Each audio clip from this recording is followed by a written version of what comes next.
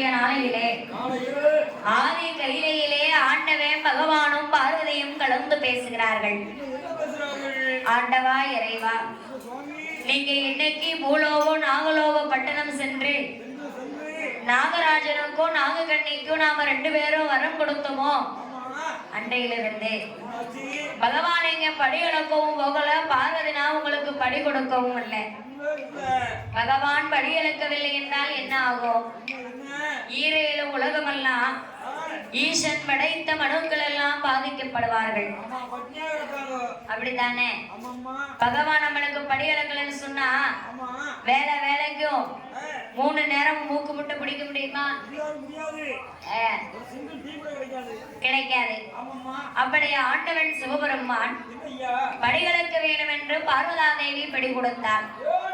இறைவன் ஈசன் சிவபெருமான் இறையில உலகமெல்லாம் சென்று இறை இழந்து முடித்து ஆண்டவன் பகவான் கைலாசம் வருகின்ற போது பூலோக நாகலோக பட்டணத்திலே கரையாமுச்சு அடிவாரத்திலே காளிமார்கள் 8 பேரையும் பார்க்கின்றார். உச்சிரி மாகாளியம்மா, காளியம்மா, கருமாரி, காந்தாரி, கனகதுர்க்கை, கடக்குத்தியா, வடக்குவா செல்வி, அட்டகோலி 8 பேரையும் ஆண்டவன் பகவான் கண்ணால் பார்க்கின்றார். காளியம்மா 8 பேரை எப்படி இருக்கா?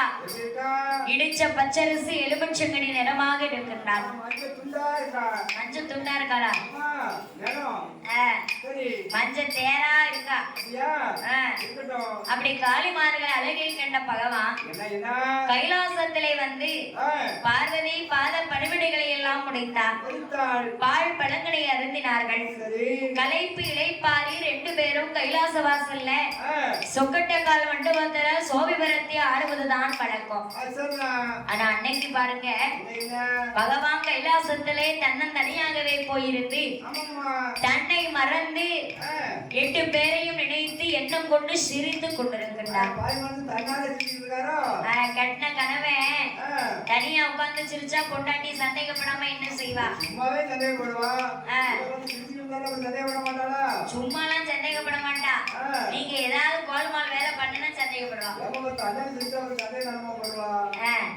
தன்னால யார் சிரிப்பா? தன்னால கோட்டி பிடிச்ச கிறுக்கனுங்க தான் தன்னால சிரிப்பாங்க. அப்படி ஆண்டவே பகவான் தனியாக சிரித்துக் கொண்டிருந்தார்.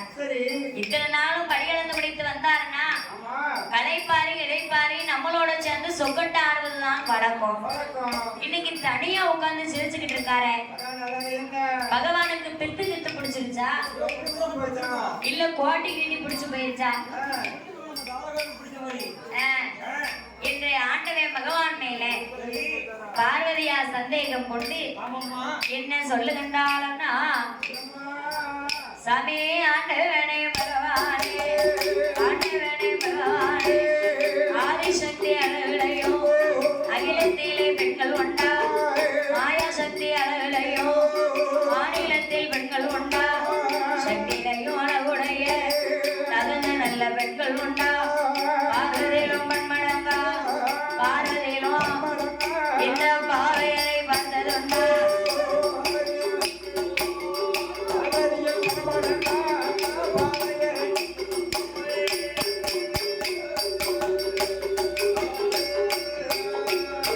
என்று பகவான் அவர் கேட்டபோது அம்பிகையா பாரதியா பகவானிடம் தானே கேட்டு ஆண்டவன் பகவானோ பார்வதியா இடமதிலே அம்பிகையே பார்வதியே ஆதிபராசக்தி அம்மா ஆண்டவனின் வார்த்தையேடு நான் தான் அழகு என்று தன் மனதில் நினையாதம்மா, உறுதிதானே அழகு என்று உள்ளத்திலே நினையாதம்மா, உன்னிலையோ அழகுடைய அழகுடைய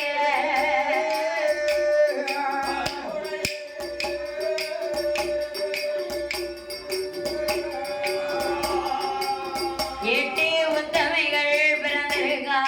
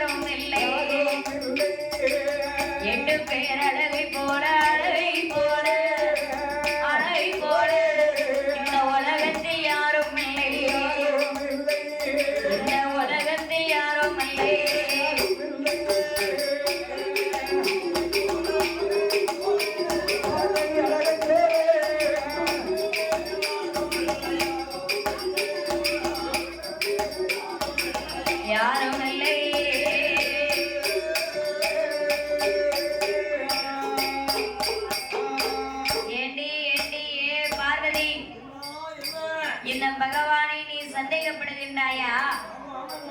பார்வதி, நீ கேட்டது மாதிரி உன்னையில் இருந்து 8 பேர் உயர்ந்த அழகாகவே பிறந்திருக்கின்றான். தான் தான் அழகு அழகு என்று சொல்லி தன்னை நீ மெய்ப்பித்துக் கொள்ள வேண்டாம் பார்வதி. உன்னையிலிருந்து 8 பேர் ரொம்ப உயர்ந்த அழகா இருக்கா. தான் தான் அழகு அழகுன்னு தன்னை மெச்சுக்குமா தவிட்டு குளக்கட்ட, ஊரை மெச்சுக்குமா ஊசப்பைய குளக்கட்ட.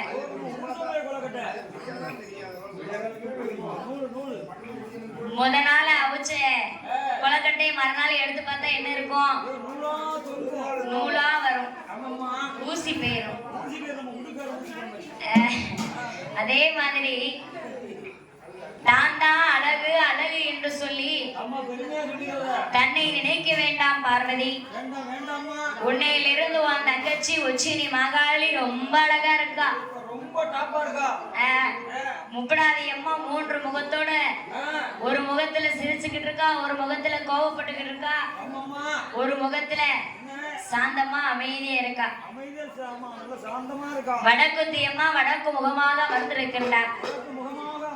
காளி, கருமாரி, காந்தாரி, கனகதுர்க்கி, முப்படாதி அட்டகாளியர்கள் 8 பேர் அழகையும் ஆண்டவன் பகவான் பார்வதியிடத்திலே வருணித்தார். அப்போது பார்த்தா பார்வதாதேவி, அத்தான் பகவானே, அப்படியானா அந்த காளிமார்கள் 8 பேருடைய அழகையும் நான் இப்பமே பார்க்க வேண்டும் என்று பார்வதி பகவானிடம் கேட்க, பார்த்தார் இறைவன் பகவான். அம்மா பார்வதி, உன் தங்கை காளியர்கள் 8 பேருடைய அழகையும் நீ பார்க்க வேண்டும் என்று சொன்னா என்னால் இப்போது நாகலோகத்திற்கு சென்று அவர்களை அழைத்து வர முடியாது. உங்க அண்ணனாகிய கோபாலம் ஆய கண்ணனை அழைத்து வந்து காளிமார்கள் 8 பேரை கைலாசத்திற்கு அழைத்து கொண்டு வந்து அவர்கள் 8 பேருடைய அழகையும் நீ பார்த்துக்கோமா என்று ஆண்டவன் பகவான் சொல்ல, உடனே பார்வதா தேவியானவள் தன்னுடைய துறையற தீர வேண்டும். நமக்கு தானே தேவை இருக்கு, பகவானுக்கு தேவை இல்லல்ல.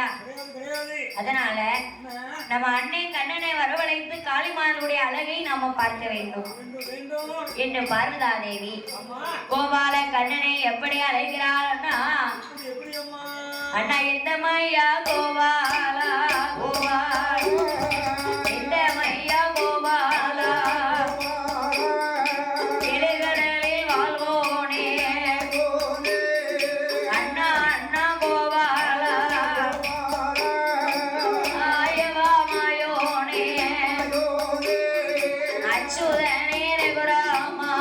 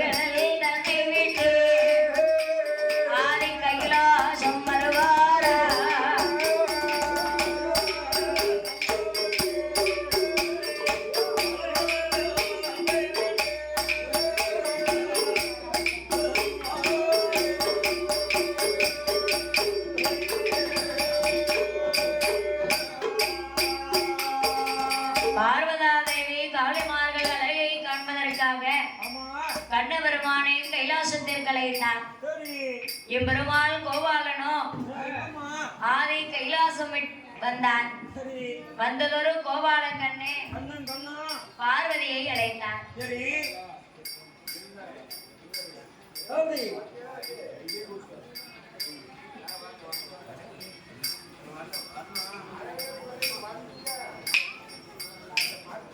வந்ததொரு கோபால கண்ணே பார்வதியை அழைத்தார். தங்கையம்மா பார்வதியே, என்னை நீ அழைத்த விவரம் என்ன என்று பார்வதியால் இடத்திலே கோபால கண்ணன் கேட்டபோது, என் பெருமாளாகிய கோபால கண்ணனிடத்திலே பார்வதா தேவியானவள், அண்ணா கோபால கண்ணா, அத்தாம் பகவான் பூலோகம் சென்று நாகலோக பட்டணத்திலே நாகராஜனுக்கும் நாககண்ணிக்கும் வரம் கொடுத்த நாள் முதலாக படியெடுக்க போகவில்லை என்று சொல்லி பார்வதி நாம் படியெடுத்து கொடுத்தேன். பகவான் படியெடுத்து முடித்து பார கையிலைக்கு வருகின்ற போது நாகலோக பட்டணம் கரையாமுற்று அடிவாரத்திலே காளிமார்கள் 8 பேருடைய அழகையும் கண்டு வந்தேன். உச்சினி மாகாளியம்மா, முப்படாதியம்மா, வடகுத்தியம்மா, மாரியம்மா, காளியம்மா, கருமாரி, காந்தாரி, கனகதுர்க்கி